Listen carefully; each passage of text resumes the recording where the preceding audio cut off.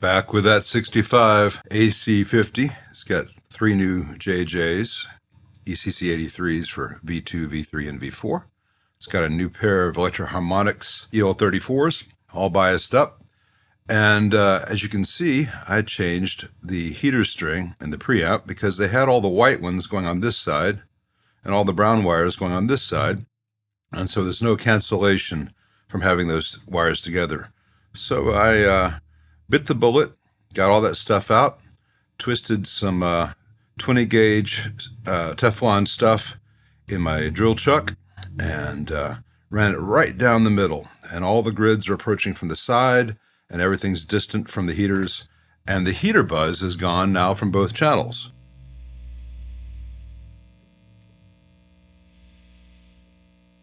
But there is a remaining buzz that you can hear. And I have been trying to track down the source of this remaining buzz. You see this 47 nanofarad X2 class cap rated for 440 volts AC. It's across the HT secondary. So this is AC here, about 370 volts AC. And this cap is rated for 440. With this cap in place, it has that buzz. Now, it used to have a giant orange drop rated for 1600 volts DC with no published AC rating on there. And that cap was a little bit noisy, or so I thought. And so right now, if I disconnect this cap, the buzz decreases, or rather, the higher pitch buzz goes away. Higher pitch buzz, and then it goes away. So that's a big part of it. So I don't know whether this cap is necessary or whether possibly this is peak measurement of 440 and the 370 is RMS, and maybe this cap's not acting very happy. I don't know.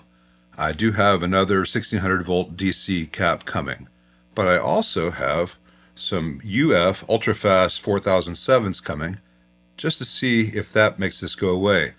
And the real mystery is if I take my meter with this cap disconnected and I measure the AC voltage present here, the hum almost goes away. That is what I consider an almost ideal noise floor now, as long as I am measuring the voltage with my meter. Now, the meter will slightly change the impedance of the secondary, and there is a slight frequency shift just from the act of measuring it. But in a larger sense, this kind of thing is not really very common in circuits with similar rectifiers. It's just like the same thing you might find in mini Marshalls, and it's very rare to have a cap across the HT secondary. You can do snubber caps across diodes if you have series diodes, but this isn't really that kind of thing. I could add some just to see, but I don't think that's going to take care of that low frequency stuff. I am going to try some ultra fast diodes. They're already on order with some other parts for some other amps before I worry about it too much. And just out of interest, I'm going to pause here and put back these old Mullards and see if that makes any difference whatsoever. Well, interestingly, frustratingly, maddeningly, of the 5 original Mullard diodes that came with the amp that all measured fine when they're in the circuit, 3 of them now measure bad. And I discovered this because I put them in the amp and powered it on, and whoop, there goes a fuse. So I took them out, obviously, and I've put in some regular 4007s, 1 in 4007s.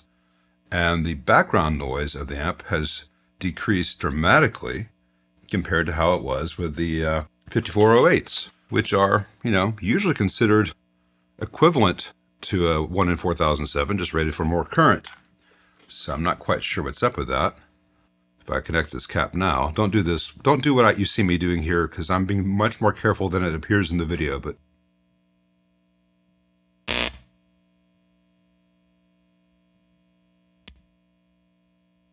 there's a slight increase in high frequency noise. I don't think this cap is necessary or useful, but 1 in 4007s are much quieter than the 1 in 5408s, and fingers crossed that when the UF 4007s arrive, it gets better yet. Interestingly, if I measure it for AC now, it slightly decreases in hum compared to how it was before. So I assume it's about the sensitivity of the AC secondary of the power transformer. That's what I'm running into. But, you see these diodes here, the amp is not going out like this with them up in the air. This was a temporary thing because I can reuse those in other amps. In theory, I could probably just reinstall these neatly and call the amp done at this point. But I want to see what difference the UFs make in this. In a lot of circuits, ultrafast diodes and FREDs and all don't make much difference. But in this one, I think it might.